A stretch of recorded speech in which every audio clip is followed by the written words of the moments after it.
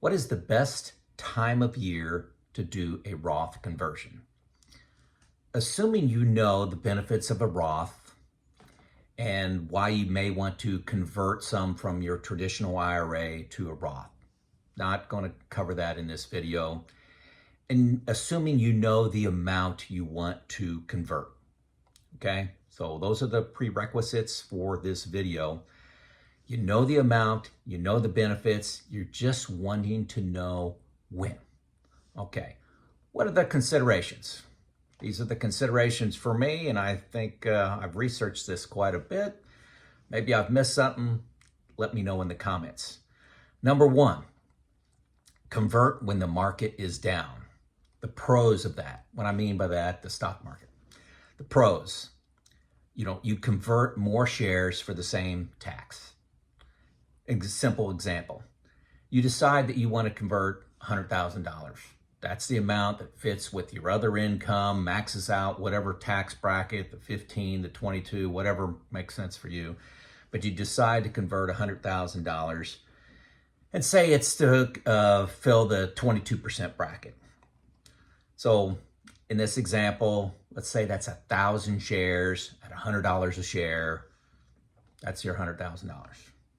The 22% tax bracket, let's assume it's all in that. So you're going to pay 22% federal tax. State taxes on top of that. $22,000 you're going to be needing for that $100,000 conversion. So if those 1,000 shares are now valued at $80 from 100, so there has been a 20% reduction in these shares due to a market drop, you can now convert 1,250 shares for that same $22,000 in tax. That's the benefit, okay? You convert more shares for the same amount. Now the cons is when the market is down, mentally, you may not be there. You may, if it's like the 2008 financial crisis and you say, hey, now's a great time to convert, and you're worried about, your retirement plan, that could be a bridge too far. Could be very challenging because you're trying to protect your liquid assets. That's the problem. It makes perfect sense math-wise, mentally a little tough. The second consideration is that people talk about is end of the year versus beginning of the year. End of the year.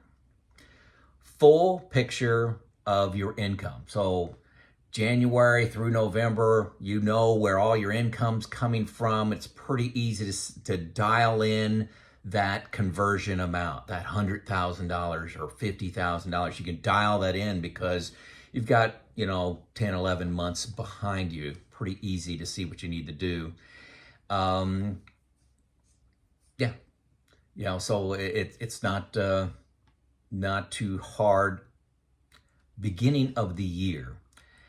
You might benefit, the pros of this, or you might benefit from any market gains during the year. So any accumulation, 3 years out of 4 typically are up. If you do it in January or February, you have the benefit of that increase in value that is tax-free because it's in a Roth. If it goes down, no, you don't have that benefit. You chose poorly. But also at the beginning of the year, you can plan you do the conversion and you can plan your withdrawal amounts for your expenses, your monthly expenses. You kind of decide what accounts to take that out of to make sure that you're managing your tax brackets, okay? So it gives you the whole year to say, hey, I need to pull some out of my brokerage account, I need to pull some out of cash, need to pull some out of Roth from a previous Roth conversion. So you have the whole year to plan where you're taking taxes from. End of the year, beginning of the year, both work. I really don't get that excited about one or another. What do? I actually try to look for a market downturn. The market goes down 10, 20%. My first reaction is, how can I do a Roth conversion? So I try to look at that downturn. But the reality is, I've done 4 Roth conversions since I've been retired now 6 years. They've all been in the fourth quarter, all really in November. The comfort of knowing what my investments have done, where my income is coming from. I'm a little complex because I do have some LLC income coming in from YouTube, and that's really just been in the last couple of years, and it's really not dependable. You don't know how much that's going to be. So it gives me comfort doing that at the end of the year. But I do look for a market downturn, but I'm 0 for 4 picking a market downturn. The bottom line for me is just do it. Just do the Roth conversion.